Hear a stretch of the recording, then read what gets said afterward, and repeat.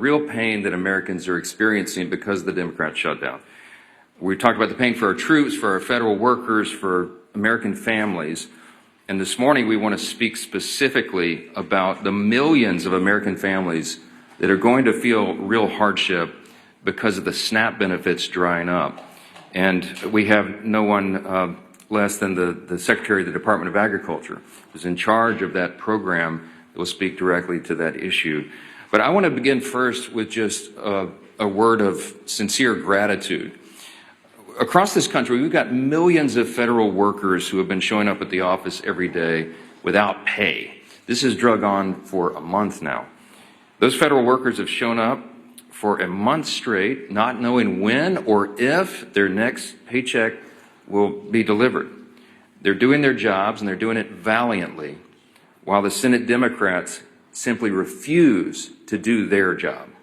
Their most simple and basic responsibility is to keep the government in operation so that we can keep the services flowing to the American people and keep the country moving. But they're not doing that. So we just want to say to these federal workers, like the hundreds of civilian employees who are also spread throughout the country, like the ones in my district, for example, at the Bain Jones Army Community Hospital down at Fort Polk, our big Army base there. We just want to say thank you for your diligence, for doing your job, for your service to the country, even though Democrats are withholding your paycheck. They are shameless in doing so. Throughout this shutdown, President Trump and his administration have done everything in their power, as we relay to you here every day, example after example. They've done everything they can to mitigate and reduce the harm to the American people. He's gone out of his way to find creative solutions to ensure our service members don't miss a paycheck, for example, to ensure that the WIC program, that the nutrition assistance to women, infants, and children is still flowing. President Trump has proven beyond a shadow of a doubt that if there is any way to fund these programs that are drying up now, that he will do it. If there was any way to fund SNAP during the Democrat shutdown, you can be assured that your commander-in-chief would do it. But we are now reaching a breaking point. Thanks to Democrats voting no on government funding now 14 different times, SNAP benefits for millions of American families are drying up. It's about 1 in 8 people in this country who rely upon this to literally put food on their table. And the blame for this lies 100% with the senators sitting over there on the Democrat Party. They are the ones who have locked arms and decided over and over and over and over, 14 times now, to vote against these services being provided. And now I want you to think about that. You're going to have real people, real families. You're going to have children who will go hungry beginning this weekend when those resources dry up. They rely upon that, and yet the Democrats continue with their political games in Washington while people are sitting around the dinner table without the resources that they need. The administration has done all it can to keep this program afloat, but the limits have been reached here. And what are the Democrats doing today? Where are the Democrats? Are they in the Senate today? No, they're out campaigning. While critical SNAP benefits run dry, the Democrats have skipped town. They've abandoned their post in the Senate, and the reason that's so important and noteworthy for the American people is the Senate is the only place where this can end. The last hope of reopening the government before millions of Americans go hungry. They've abandoned their post. Democrats are now this is the incredible part, they're now trying to somehow blame Republicans for cutting off SNAP when Republicans, remember, are the ones who have voted 14 times for the SNAP benefits to flow. It's the Democrats who voted every single time to turn that off. The same Democrats who've been perfectly fine with defunding SNAP and WIC for over a month now are suddenly claiming to be outraged that Republicans and President Trump can't just wave some magic wand and fix the mess that they themselves have created. If they're suddenly waking up to the pain their reckless decision is causing, then there's one simple way to fix it. They can come back in here and vote to reopen the government. But we don't think they're going to do that. Now, this is what's interesting. The most recent development is that you've got many more people now calling on the Senate Democrats to do the right job. There's a handful of moderates still in the Democrat Party, and they are very upset about that. The tension is rising. You had Senator John Fetterman of Pennsylvania, for example, who just yesterday, I think it was, accused his own party of, quote, playing chicken with the food security of 42 million Americans. He's right. And you've seen now the avalanche of people and organizations and institutions calling on the Democrats to reopen the government and vote for the clean CR. You got labor unions. You got the largest airlines in America. You got independent voters. Working class Americans across the country, they are all pleading with the Democrats to do their job and stop using their hardships, the people's hardships, for the Democrats' political games in Washington.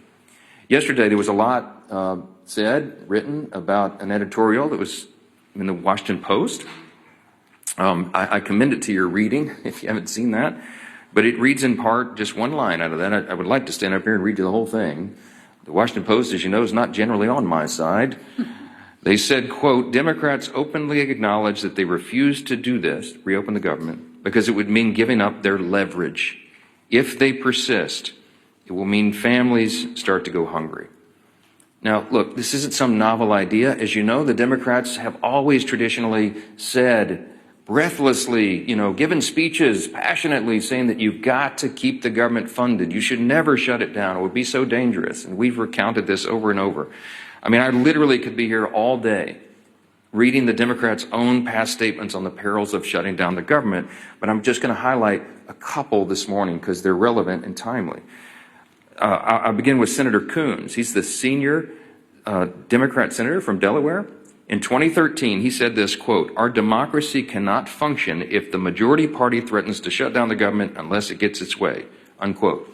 And that was Senator Coons in 2013. And what is he saying now? Earlier this week, he said, quote, frankly, this is our only moment of leverage. Quite a switch.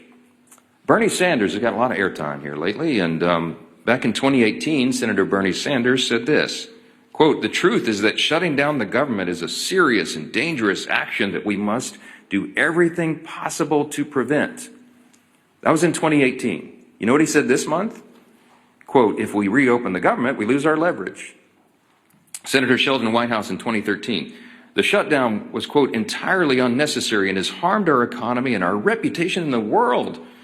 But if we also can't forget, we must never again allow extremist hostage-taking to create this kind of disruption. That was 2013. Just days ago, the senator from Rhode Island said the opposite. It's the only lever we have, meaning the shutdown. What he means is that the pain of the American people is their political lever. I guess he's forgotten his cries of alarm over the extremist hostage-taking. And how about the House? Infamously now, we all know, the Democrat whip, Catherine Clark, the second highest ranking Democrat in the House, said, quote, just last year, she said, they are taking a non-issue, a false flag, and saying this is the reason we can't proceed. It is a dangerous precedent to be threatening a shutdown. That's what she said in 2024. And what'd she say about a week ago? The opposite, quote, of course, there will be families that are going to suffer here, but it's one of the few leverage times we have. Many House members have echoed the same hypocrisy, and I'm not going to waste our time with it this morning, but I do want to leave you with this quote from Chuck Schumer because he is the actual architect of the shutdown. He is the one that is preventing the Senate Democrats from doing the right thing. In March of this year, as you know, he voted on the same CR to avert a shutdown. And he said then, quote, in his speech on the Senate floor and in a bunch of interviews, this is what he said on the Senate floor, quote, the CR was certainly bad, but a shutdown would be 15 or 20 times worse. It was a vote of principle. And today, Chuck Schumer, entirely void of principle, by his own estimation, said, quote, every day gets better for his party. Tell that to the millions of American families facing a hunger crisis now as a direct result of his failed leadership and shenanigans. Those Democrats have all collectively voted 14 times over the last several weeks to reject the clean continuing resolution to fund the government, and they've made it abundantly clear they're going to continue to do that, to hold the American people hostage, so long as it serves their political interest to look tough to the leftist radicals in their base. Republicans have done our part to end the government, the Democrat shutdown, and now it's time for Democrats to do theirs. The path forward is simple. Please, Every American who is concerned about this, every American that is feeling the harm, you should call the Senate Democrats and tell them to stop the nonsense. Echo the voices of the unions, of the airlines, of hardworking people everywhere, and tell them to stop doing this and open the government. We have to do that. 42 million Americans are set to miss meals starting tomorrow, and this should be the easiest vote they've ever taken in their lives. I don't want to belabor this point any longer because I'm delighted to introduce you to our guest for the daily press conference here. Everybody knows Brooke Rollins, the incomparable, as I call her, the incomparable Brooke Rollins. She leads the U.S. Department of Agriculture. And, of course, her department operates and oversees SNAP benefits to all these tens of millions of Americans. We're fortunate to have her here today. She's going to talk about the devastating effects of the Democrats' decisions on all this. And I'm delighted to give her the podium now. Brooke, so thanks so much for being here, Madam Secretary. Thank you, Mike, Mr. Speaker. Really great to be here with everyone. I was reminded I was in the Speaker's backyard in Louisiana over the weekend and on Friday, and we went to a restaurant there, and our waiter by the name of Joe was wonderful. He was a multi-generational Louisiana and New Orleans, and he was our server, and he was just so impressive. And towards the end, he brought up that, well, this is a job he had to take because he was furloughed and so was not making any money, and he worked for the federal government. He didn't know who I was. And I said, well, Joe, I can appreciate that. You know, I'm sort of in that world as well.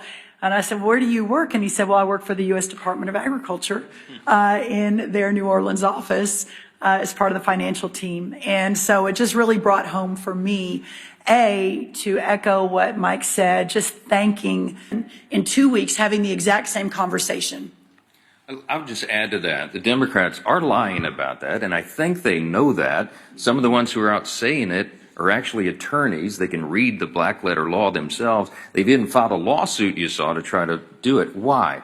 Because they wanted a talking point. They know that's a frivolous piece of litigation. They know they're going to lose, but they also know it'll take many weeks or months to have that ultimately determined by a court because of the way the justice system works. So they're using it as a talking point to try to claim. I believe they know for a fact that what they filed in the court is false. You know, they're lawmakers. They're supposed to know how the law works. And so the whole thing is just shameful. And they're using the people as pawns in this game. That underlying fund that the Secretary just addressed was unfunded by the Democrats themselves when they voted against the CR. The CR would have kept all this funded, and they chose not to do it. Not once, not twice, 13 times in the Senate, once in the House, 14 overall. Yes, sir.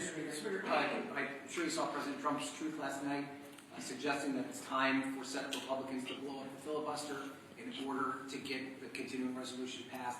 I know in the past you've been reluctant to encourage your Senate colleagues to do that or not. Are you aligned with the president now that it's time for him to take this dramatic step to reopen the government? I haven't. The president's been very busy. He was in Asia doing all these trade agreements. I've been a little busy, as you know. We haven't spoken since he returned. I sent him a text earlier this morning. I saw that as well. What you're seeing is an expression of the president's anger at the situation. He is as angry as I am and the American people are about this madness. And he just desperately wants the government to be reopened so that all these resources can flow to the people who need it so much. Look, I'll just say this in general. As I've said many times about the filibuster, it's not my call. I don't have a say in this. It's a Senate chamber issue. We don't have that in the House, as you know. But the filibuster has traditionally been viewed as a very important safeguard. If the shoe was on the other foot, I don't think our team would like it.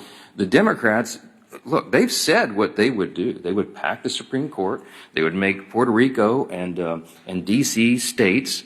They would ban firearms. They would do all sorts of things that would be very harmful for the country. And the safeguard in the Senate has always been the filibuster. But again, not my issue, not something I get to even weigh in on. My opinion on this is not relevant. It's the senators. But I think that it just is another expression of the frustration, of the pressure that is being felt, the anger by the president and by me and all of us that we're in this situation at all. Do your basic job. I'm going to say this again. We have put zero Zero Republican policy priorities on the CR. It is Biden-level policies and spending. They have no excuse at all not to support it. They have no excuse to put all this pain on the American people, except that for what we've just articulated and repeated here every day, they want to give a showing to the radical left fringes of their base, and they want to give illegal benefits or benefits back to illegal aliens and non-citizens and all the other crazy stuff that they've claimed. Yeah. Can I respond? Sure. I just very quickly, I have not spoken to the president either since last night, but let me say this. I've been next to him for almost 9 or 10 years now. He is so resolutely focused on delivering for the American people all day, every day, 7 days a week, 20 hours a day. This is what he is thinking about. And as the world's greatest deal maker, from his perspective, the way he thinks out of the box as a businessman is how do we end this nonsense, and how do we again open the government, and how do we support these families that need support? Yeah, go ahead. I'd already called on. Go ahead. Thank you, Mr. Speaker. Yeah. Madam Secretary, question to you. So I know you addressed the contingency fund, but SNAP has never run out of funding in its 60-year history. That's right. During shutdown. Why were past administrations able to find funding to keep it afloat in a shutdown that you can't? Well, let me see. I've got a chart I want to show you all on the SNAP funding. My charts are slightly wanky because our print shop is closed because we're furloughed. So it was a little arts and crafts time over at USDA early this morning. So this is the chart of the SNAP program. Now, I know everyone can't see this, but this goes back to October of 2023. And I want everyone to follow. This is the red line that under Joe Biden, you see an almost 30% increase in the cost of the SNAP program over the 4 years that President Biden and the USDA was overseeing it with Congress funding it. And you see now the downward trend since President Trump was reelected November, and we've had about 650,000 people move off of SNAP since President Trump was elected. A press conference for another time. That's obviously the goal of all these programs, is to move families into real work and the dignity of that. I say that because the astronomical costs of the SNAP program under Joe Biden was historical. It was unprecedented, and we don't have the same levels of funding that were there in the past. And by the way, for 1 month, we have Band-Aided and bubble-gummed and duct taped this deal to get this 1 month of funding in for SNAP, the $9 billion. Thank you. Quick follow-up. I mean, because reality is setting in for a lot of people this weekend. So what do you say to the millions of people who stand to lose their food stamp benefits? What should they do? My message to America is first, the fact that your government is failing you right now. That poverty is not red or blue. It is not a Republican or Democrat issue. It doesn't matter who you voted for or even if you voted. That if you are in a position where you can't feed your family and you're relying on that $187 a month for an average family in the SNAP program, that we have failed you. But I think what's so important, and this is why we keep hammering this, the Republicans have voted over and over and over again to open this government so that these funds don't stop. And for 14 different times, the Democrats have said, no, we are going to hold hostage the most vulnerable families in this country so that we can get our left-wing radical agenda into the government and the governing structure. And to that, President Trump, Speaker Johnson, Majority Leader Thune have said absolutely not. And we're very grateful for that. Please vote yes. We implore the Democrats in the Senate to vote yes to get this government open and these people the benefits that they need to feed their families. And it's clarifying. When she says we have failed you, she means we, the Democrats, okay? Because as we've just explained, Republicans have voted 14 times to get this done. The president has pleaded with Schumer and Hakeem to open the government, and they told them no. We're doing everything we can. The Republicans, they say, well, the Republicans are in charge of the federal government. Why can't they get this done? It's simple math. We need 60 votes in the Senate. We only have 53 Republicans. We have to have Democrats. It is the Democrats alone who are failing the American people. And this administration, every cabinet secretary, it's not just Secretary Rollins, every cabinet secretary is bending over backwards to make sure that the American people are served and they get what they need. But we are not magicians. We cannot wave a magic wand. The funds have run out because the Democrats are playing games. And that's why we've been here every day this month pleading with them to do the right thing. And they do not care. They have shown how callous they are. They do not care that people are suffering. And that's who's failed them. It's not the government overall. It's the Democrats who are holding up the government for working for the people. It's a very important thing. Jake, go ahead. You undoubtedly you've seen some of the modest progress in the Senate. At least people are talking about spending, 26 spending. Number one, I want to get your sense for where things are, your reaction to that. And would you bring the House back if they got some sort of agreement on a number of spending bills? Yeah, look, the whole point of this is a very important reminder. The reason we're in this mess is because they voted against the clean CR. What was the point of the CR? The CR was merely to buy us 7 additional weeks to finish the funding of the government, the appropriations process. We were working on that in bipartisan fashion and bicameral fashion. As you know, we had a conference committee set to go on 3 appropriations bills that had passed out of the House. They didn't match the Senate exactly. They were going to work through that. That's the process. And our appropriators, the members of Congress who work on all this funding every day, are raring to go. In both parties, in both chambers, they want to get back to that work, and that is the whole point. Chuck Schumer and the leadership are holding that process up. So am I optimistic that we can get back to that? Yes, but we can't do any of it until they take the simple step to vote on that additional time. It's just a stopgap funding measure to make all these services and funding flow to the people so that we can finish that work. They're holding it up. So I'm heartened, Jake, that we have members on both sides. I had a meeting with the chairman of our Appropriations Committee in my office yesterday afternoon. Tom Cole came in. We were talking about the latest and what those appropriators are doing, the things they're working on. I meet with Leader Thune about it almost daily on the subject. We are ready. The next packages of funding bills are being prepared. And yes, we want to pass that off the House as soon as possible. We want to get all 12 appropriations bills done because we're returning to regular order. That's been a commitment of mine since I became the Speaker 2 years ago, and it's something that Congress must do to be better stewards of taxpayer dollars. So we don't have, I'm using your handy chart here, so we don't have this spike in spending. We have more responsible spending. The only way to get this, to make the government work better and more efficiently for the people is to go through that stewardship process, that important obligation that the founders intended and that we have used to respect, but we haven't in a long time. So all of this is entwined in that. We've got to get Congress working again. We're anxious to do it, and the sooner we can get back here and get the lights on, the better. But the number one mission of Congress right now is to turn the government back on. There's too many people's lives and health and hunger at stake. This is not a game. They've got to stop playing games. Remember this, too. The first time in U.S. history that any party has had the audacity to do what the Democrats and the Senate are doing right now. No one ever before has shut the government down over a clean, nonpartisan CR because it would have been unthinkable until now. And you need to remind them of that.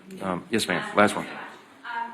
The One Big Beautiful Bill contained numerous Medicaid anti-fraud measures. Senator Tuberville recently highlighted a slew of aliens who are receiving these SNAP benefits. Are there any plans to do the same with SNAP and totally reform it just to ensure that it's available only to U.S. citizens? You want to? Yes, in fact, we've already done that. Now, so a couple of quick things on I guess the silver lining in all of this is that we're having a national conversation on our SNAP program, that this has sort of shined a light on a program that, especially under the last administration, has just become so bloated, so broken, so dysfunctional, so corrupt that it is astonishing when you dig in. So 3 important things on that. The first, I talked about the extraordinary explosion of benefits under the last administration. And what happened was that the money that was going out was zero accountability. So one of the very first things we did when I was sworn in was send a letter to all the states and to remind everyone the SNAP program is administered through the states and the governor's office. So send a letter to all the states saying no more illegal aliens on SNAP. Period, full stop. So that's already a rule of this administration. We're working to enforce it every single day. The second thing is we began a very serious investigation into a lot of the fraud and abuse that we kept getting anecdotal stories of that no one was doing anything about. And so just in the last, I think, 6 months, we've had major dozens of arrests, people going to jail, fraudulent activity of 50 million here. One guy's registered for SNAP in 6 different states. I mean, it's one thing after another. So we are taking that extremely, extremely seriously. And we'll continue to do so. And then the third thing on this is that for the first time ever, the USDA, have asked the states for their data so that we can ensure that taxpayer dollars are being spent appropriately. Not surprisingly, all of the red states said, yes, please help us with this. We want to do the right thing. We want to make sure there's not all this corruption and fraud. By the way, 2 blue state-led governors also leaned in, Colorado and North Carolina, alongside every one of the red governors. But the other blue states, California, Oregon, New York, Washington, all of them, actually sued us and said, oh no, we're not going to give you any data. So the problem is you have an extremely corrupt program, but up until this administration and with President Trump's direct focus on this and making sure every taxpayer dollar is spent appropriately, we've never really had the opportunity to dig in. So we're going to be talking a lot more about SNAP reform. We've got a lot of people listening now, which is very, very helpful, and to take that program back to its original intent of helping those who are truly needy in our communities, but not to have a massive welfare benefit where so many people are taking advantage of it that shouldn't be. And I just want to add briefly, just zoom out a little bit. This is a stark contrast between the 2 parties, the 2 major parties in this country. We talk about the split screen in here very often. On this issue, with regard to reducing fraud, waste, and abuse in government, look, America is the greatest nation in the history of the world. We're the most powerful, most successful, most free, most benevolent nation that's ever been. Part of our benevolence, part of the spirit of America is that we do have these safety net programs. We support that. We have an extraordinary cabinet like Brooke Rollins here, Secretary Rollins, who is handling and administrating the SNAP program is a good example of that. Medicaid is a good example. Why were they designed and why are they so important and why do we all support those ideas? Because sometimes people really can't take care of themselves. You know, you have the elderly, the disabled, young pregnant women, for example, who are single and they're down on their luck and they need some help. SNAP and Medicaid and these other programs were intended to be a temporary safety net to help people to get back on their feet. But they have been abused. And there are some big government advocates like the Marxists, like the socialists, who want the government to take over everything and supply everything for everybody. But guess what? If the government can give you everything, it can take it away as well, and your freedom is sacrificed. Socialism, don't get me started, has been a great scourge on humanity. I mean, the tens of millions of innocent people in the 20th century alone have died because of it. America stands for something better than that, something different. But the programs don't work if they're loaded down with fraud and abuse. And every single person in this room and every American of common sense should understand the necessity of having people in office, a president in the White House, a cabinet full of secretaries who are dedicated to this in every division of the federal government, and Republicans in Congress leading on this, to root out that fraud, waste, and abuse so the programs can survive. We did that in the One Big Beautiful Bill, in the Working Families Tax Cut. With Medicaid, we went into that and we eliminated the fraud, waste, and abuse. We got able-bodied young men without dependents off the program. They were never intended to be there. They're sitting around on their couches playing video games. Yes, that's an actual study, and they're siphoning the resources away from elderly people, disabled people, and young women who desperately need it. And so the funds were being depleted. We shouldn't go for that. And illegal aliens were never intended to be on any of these programs. They're for U.S. citizens only, law-abiding citizens. This is the team. The Republicans will fix that and save those programs for the country. And the Democrats will continue to abuse it. They sued the USDA for simply asking them to tell them how many illegal aliens are on the programs in California and New York and these other states. They sued them. You need to take account of what people are doing here in each party, the leaders and the President of the United States. We are trying to get government to work more efficiently and effectively for the people, and we are getting stopped and hindered by political games by Democrats. And that's why we're so frustrated. It's got to come to an end. Thank you all for being here this morning. Thank you, everyone.